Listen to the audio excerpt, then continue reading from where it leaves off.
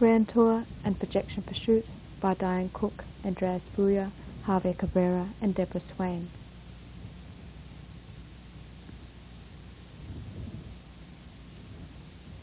This is a short introduction to the Grand Tour and Projection Pursuit as an adjunct to the Grand Tour. The Grand Tour is dynamic data viewing technique for high-dimensional data. This concept was invented by Dan Asimov. What we are seeing is a grand tour of 9-dimensional data constructed by placing a point on each vertex of a 9-dimensional cube. Because it is such a regular figure, you can see many pleasant symmetries exposed as the tour progresses. So what is a grand tour? Intuitively, a grand tour is a movie of data projections. In the present video sequence, the data is 9-dimensional and the projections are 2-dimensional. Formally, a grand tour is defined as a continuous one-parameter family of d-dimensional projection planes, which is dense in a set of all d-dimensional planes in p-space. The one parameter is usually thought of as time.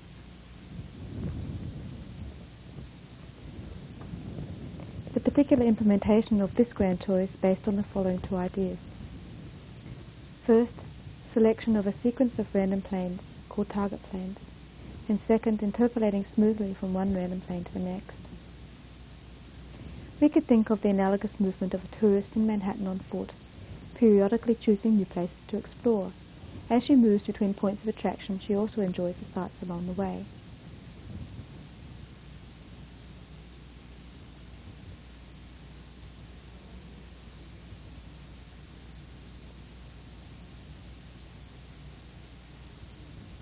It is easy to understand the mechanism using our familiar three-dimensional world, so we have just removed 6 dimensions and we restrict motion to just 3 of the 9 possible dimensions. The data we see touring now are the points and the vertices of a 3-dimensional cube. In this dimension, the motion looks like the usual 3-dimensional rotation. Every now and then there is a slight pause in motion and a kink caused by the change in direction, which corresponds to the reaching of a target plane, selection of a new target, and computation of a new interpolation path.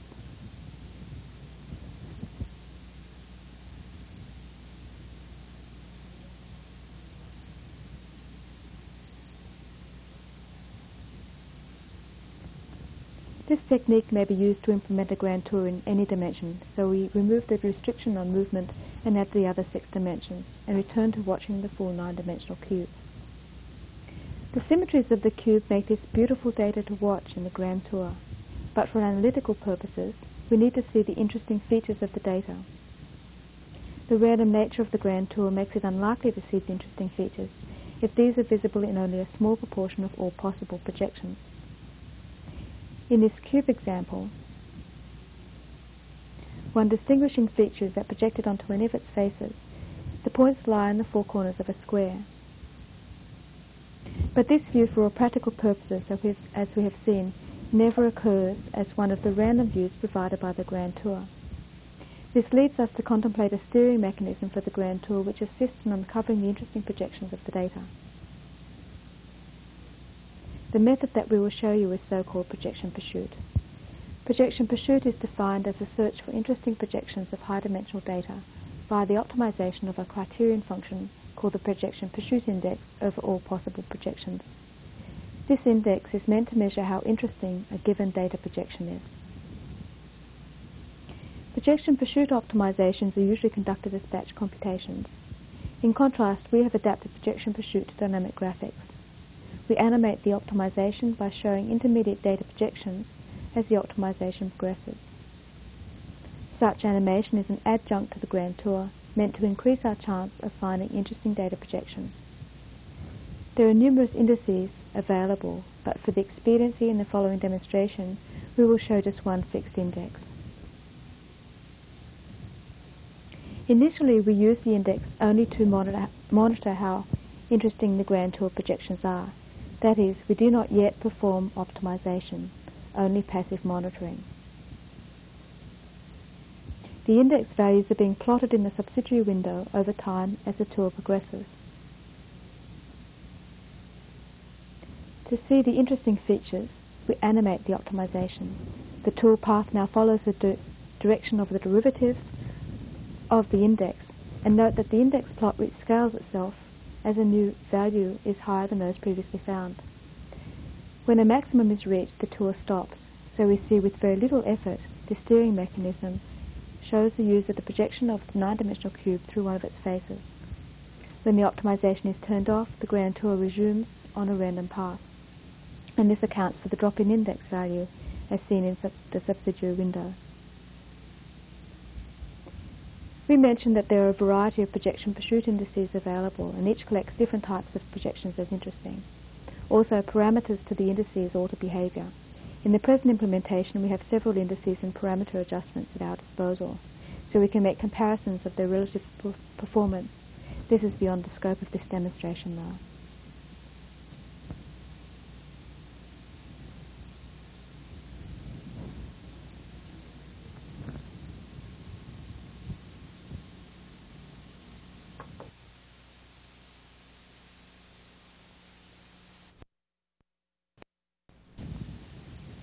To illustrate the use of the projection pursuit guided tour in practice, we turn to data from a particle scattering experiment. The data was collected at the Brookhaven National Laboratory and was used by Friedman and Tukey to illustrate projection pursuit in the early 1974 paper. There are 500 observations, and the reaction can be described by 7 independent measurements. Physicists are interested in identifying the intermediate stages of the reaction, which appear as clusters or clumpiness in the high-dimensional point cloud. What we have discovered is that the points lie on a very simple manifold in 7 space, comprised of low-dimensional connected pieces. Various pieces have been detected by projection pursuit alone, but the whole structure has eluded description. We will show that it can be readily seen by projection pursuit in association with the grand tour. Firstly, projection pursuit is done interactively to detect the constituent pieces which are brushed when identified. Secondly, the data is watched in the grand tour, which elucidates the connection or the relationship between the identified pieces. To begin, all 500 points are indigo. The index used is called the central mass index, which is sensitive to heavy clumping of points in the center of the projection. In the exploratory stages, with this data we used a variety of indices to detect different structure. However, the central mass index alone does as well at detecting all the interesting features. At the maximum, 4 distinct arms are visible.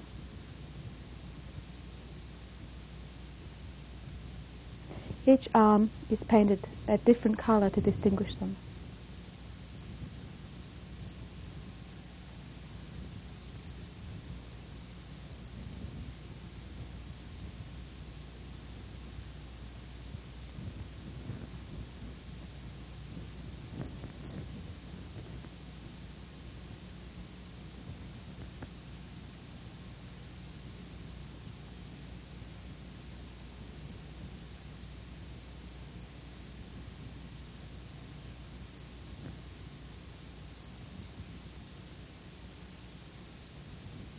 Each of these arms is a distinct intermediate reaction stage in the particle reaction.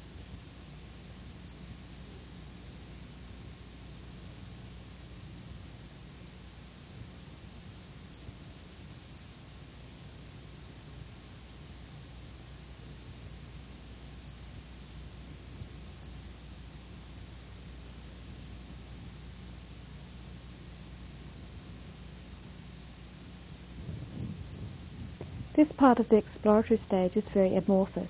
We heat up and cool down the search by turning on and off projection pursuit at various times to find as many local maxima as possible.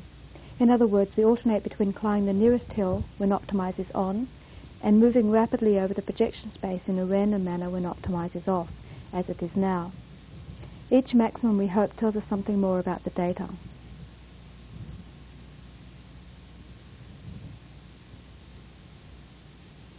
The projection pursuit plot keeps a running record of the process. The triangle is drawn when Optimize is turned on or off. When Optimize is turned on, the index value increases as we climb the hill.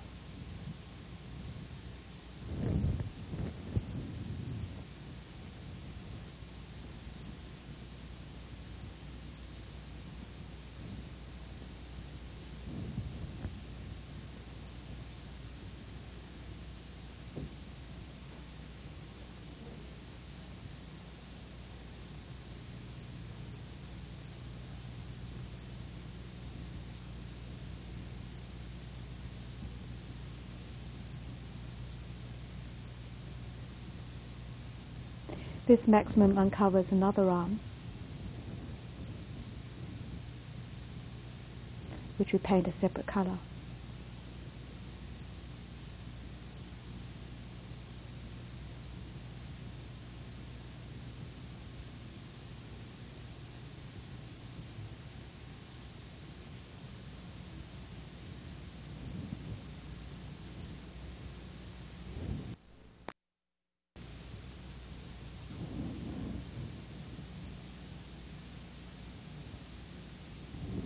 At this stage, 6 arms in the data are identified. In addition, there are some indigo points which remain unbrushed. Now watch each of these differently coloured subsets of the data as they tour. First, keep your focus on the indigo points, and note that they always appear enclosed in a triangular region.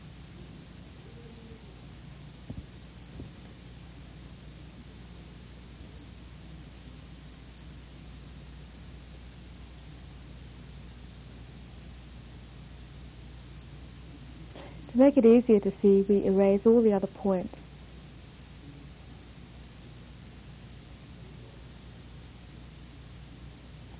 Now the triangular shapes are clearly seen.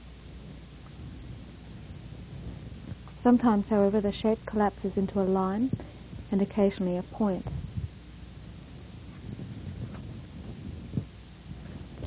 So what sort of figure in 7 dimensions can this be? Perhaps it is a 2-dimensional triangle in 7 space. But how about a 3D tetrahedron in 7 space?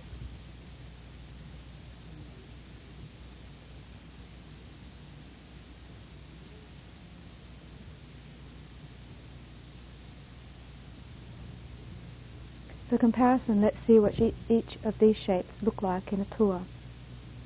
The top right-hand plot contains a 2D triangle in 7 space, and the bottom contains a 3D tetrahedron in 7 space. Note that each of these figures has some noise in the ratio 1 to 10 in the back dimensions to be more realistically compared to the particle physics data.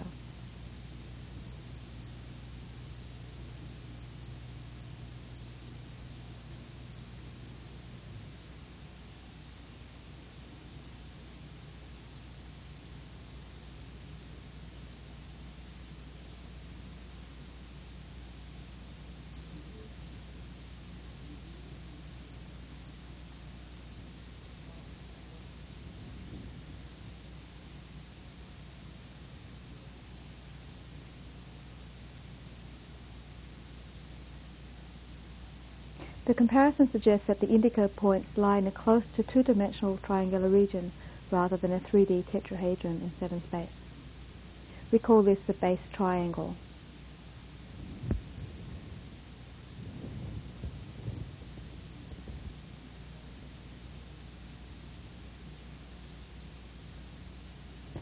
The next stage is to look at the remaining coloured groups in relation to the triangle.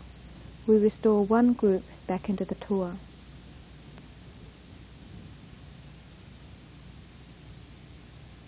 It can be seen to touch the base triangle only at one vertex.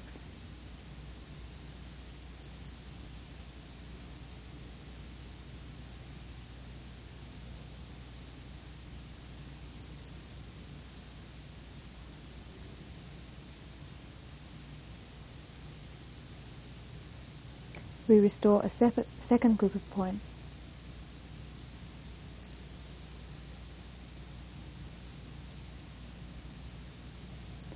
The second group of points, or arm, also touches the base triangle only at a vertex.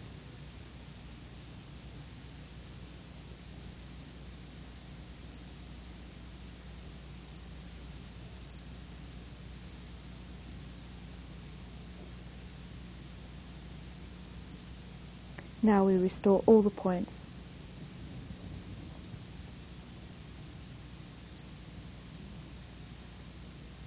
It's clear that each arm connects with the triangle only at a vertex, and each vertex has 2 arms extending from it.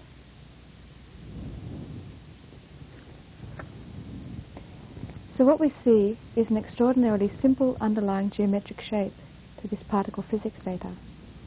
a shape that is so simple that it suggests that the entire reaction can be described very neatly.